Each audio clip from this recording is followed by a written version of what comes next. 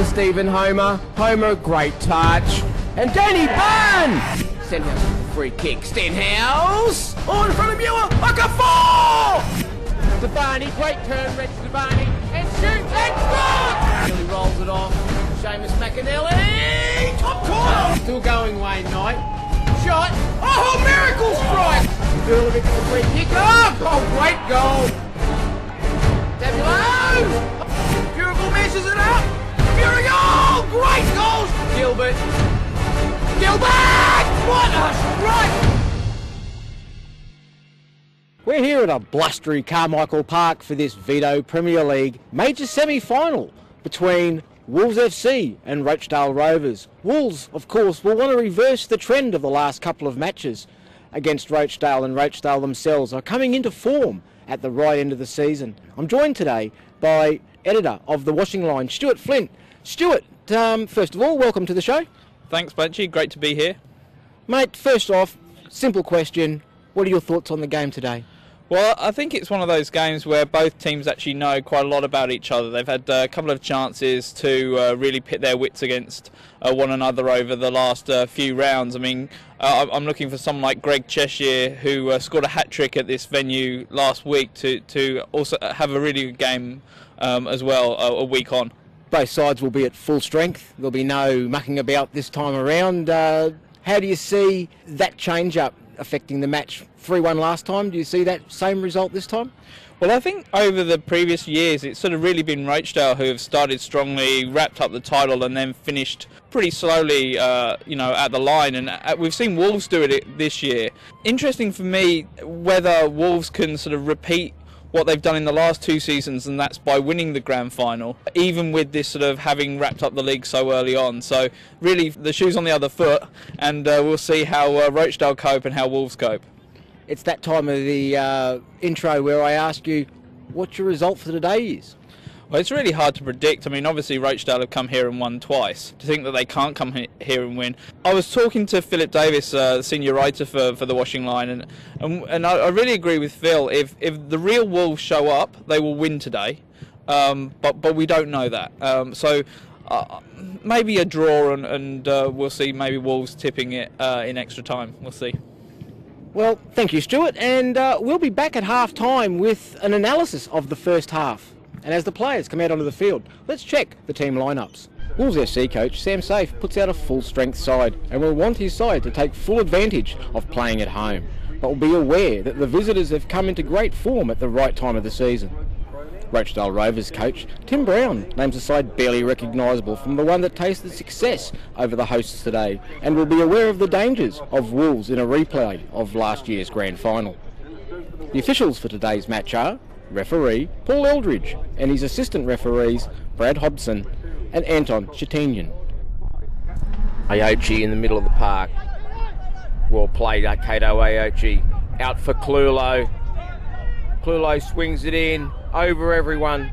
Radulovic uses his pace to get to the ball first, lays it back, only for Smits. Oh, who leaves it short. Jeski through for Radulovic, great touch. That's Radulovic in behind. Darren Gray gets just enough touch to deflect it for a corner. Clulo swings it in. Hopkins! Ridden! And his header just floats over the crossbar and out for a corner.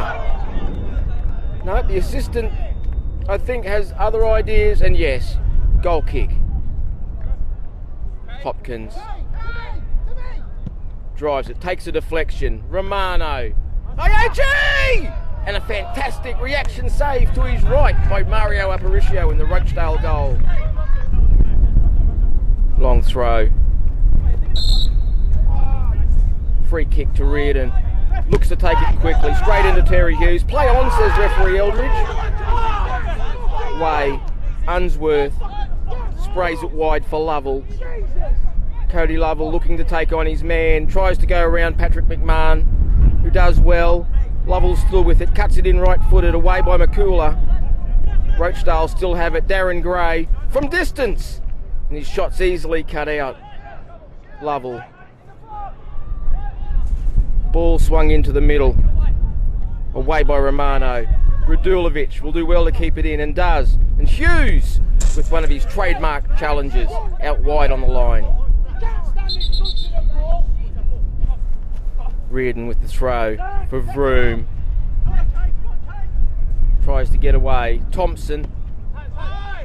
Only as far as Radulovic. Clever ball in. If starters can't deal with it. Vroom! And again, Aparicio. Reflex save to his left to deny the Wolves striker. Dumpies. Wolves win it. Launched forward again. Unsworth and Hopkins tussling.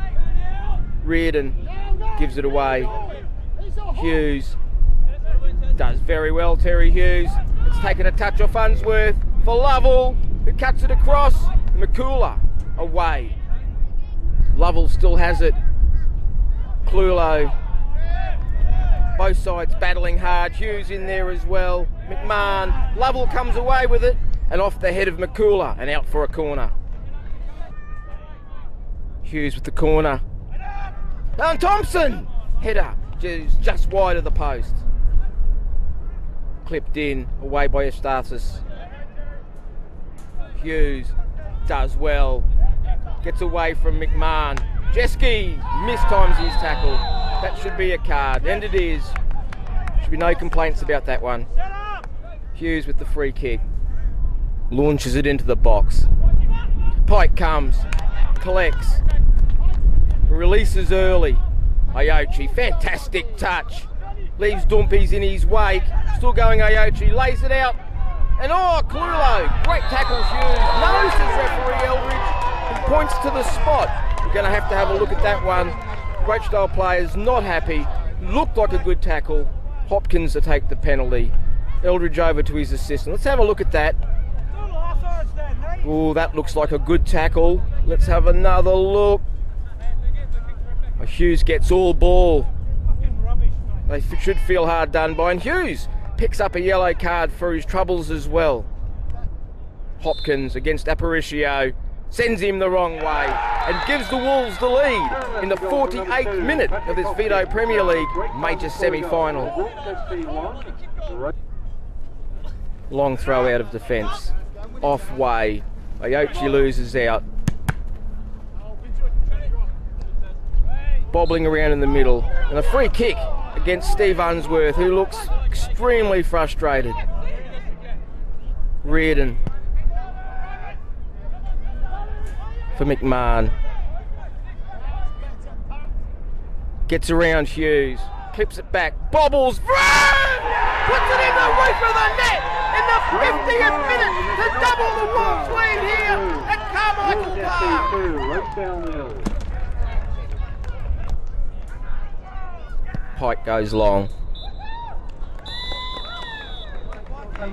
Two sides tussling, sorting each other out in the first part of the first half. Neither side, I don't think, dealing with the conditions very well, but the last 2 minutes brought the game to life. How did you see, first of all, how did you see the penalty?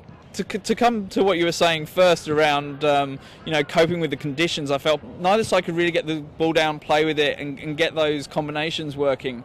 And even though the wind sort of died down a little bit, they still weren't doing that. As for the penalty, I was sort of thinking ahead of sort of what I was going to say in this sort of half-time interview, and I know both sort of coaches hadn't been happy with the refereeing up to that point. I haven't had the benefit of the replay, and we're going to see it time and time again, and the viewers will have already seen it. But to me, it was a perfectly timed tackle. I think if you were going to say, define one of the best tackles you could put in, that to me was what you hope to see. And Terry Hughes, I think, has been fantastic the first half. There was a chance where there was a moment where he got dispossessed by this touchline, but other than that, a couple of flicks, one on the floor that if Elvin or Messi did that, you'd be seeing it replayed and replayed. So I think he's had a very good half, as I think has Smits on this right side and Lovell on the left. I think they've been very good, and I just sense that Rochedale can actually come back. It's got that intensity about it as a game. Absolutely no conjecture or anything of the sort about the second goal by Stefan Vroom lashed in with his left foot into the roof of the net. To say that Rochedale was shell-shocked is probably the term. You know, sometimes you go to sleep, you're still thinking about the decision, you're still thinking about what you as a player are going to do to change the outcome of the game, and you know what you can do. And really what you need to do is concentrate and get back into the game. They didn't. Patrick McMahon got deep on that right hand side, pulled it back, and there's a reason why Stephen Vroom's the top goal scorer in the league, and he showed why.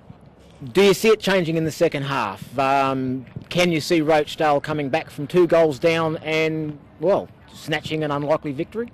I certainly can see the possibility of it. I think they'll be in there now, and I think Ken and Tim will be really getting into the squad. You know, they'll all feel hard done by. They will feel hard done by. They'll feel angry about the decision. And I think what Tim and Ken have to do is they have to get the best out of their squad, come back on this pitch and show that even with that decision and even with going to sleep afterwards, that they can actually make the grand final. Okay, I'm going to put you on the spot as I always do, and give me a final result. I think 3-2 Wolves in normal time. So there we have it, half-time, Stuart's prediction, 3-2 to the Wolves in normal time. And we'll be back after this second half for a wrap-up. Second half here at Carmichael Park. Smits with the header down, Lovell tries to go around Hopkins, and it'll go back for the initial foul, I think. Yes, advantage played, and back for the free kick. Hughes clips it, far post, Cheshire, Smits! And Tim Smits puts his header over the crossbar. Long throw out of defence. Jeske with the header. Unsworth does well. Slide rule ball for Cheshire. 1-on-1, shoots! And a great save with his feet by Pike. Who has saved it going? No, hasn't saved it going yet. Not happy with the decision. He's going to get himself a cheap yellow card for this one. And does. Radulovic. And oh, Mitch Thorne doesn't hold, but does enough to force a corner.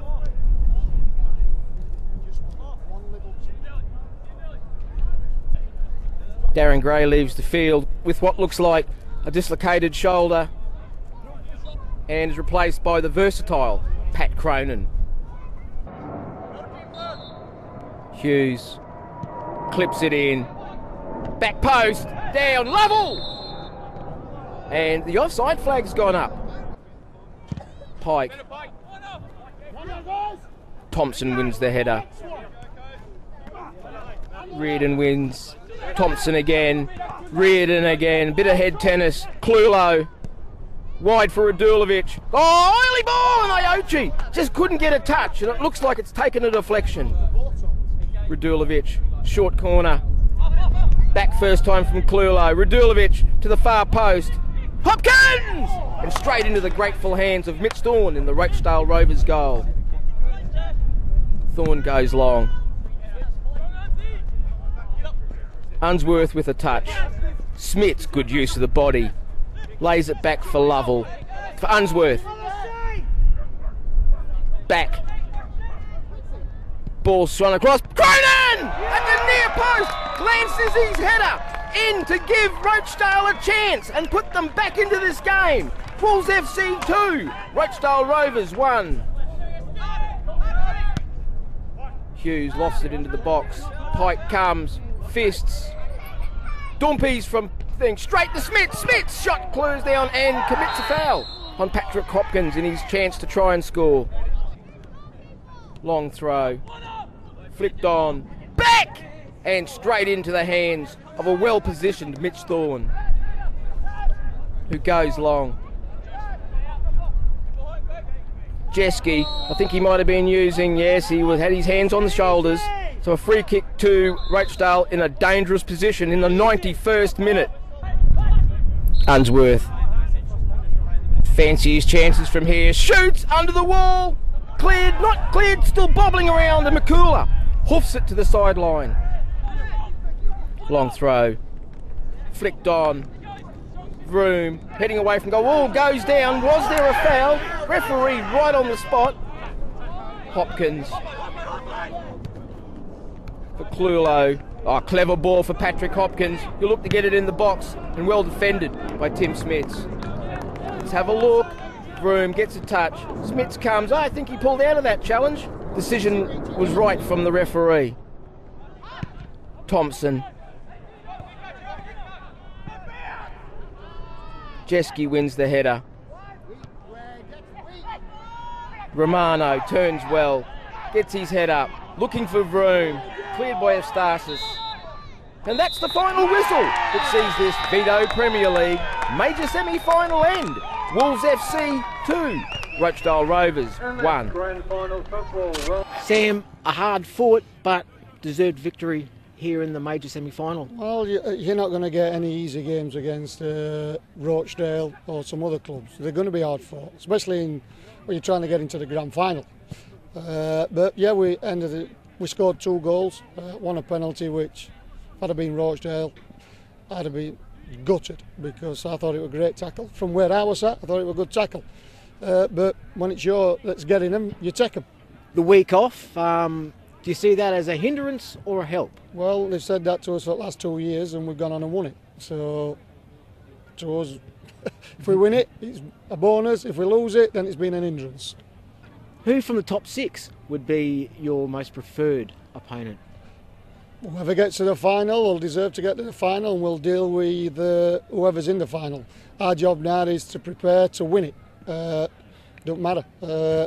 I think if anybody can get over Rochdale, they'll have to be on the ball and on the game, because Rochdale are the second best side by a long way, and they'll take some beating in the semi-final. So I would at this stage have to say, in my heart of hearts, I would say it'd be Rochdale, but anything can happen in football.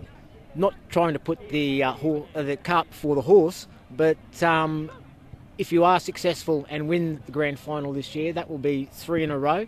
I believe you'd be the only the third club in the history of the top flight to achieve that. Well, I think it would be a great achievement. I think Lions did it, but they had all the best players in Brisbane at the time.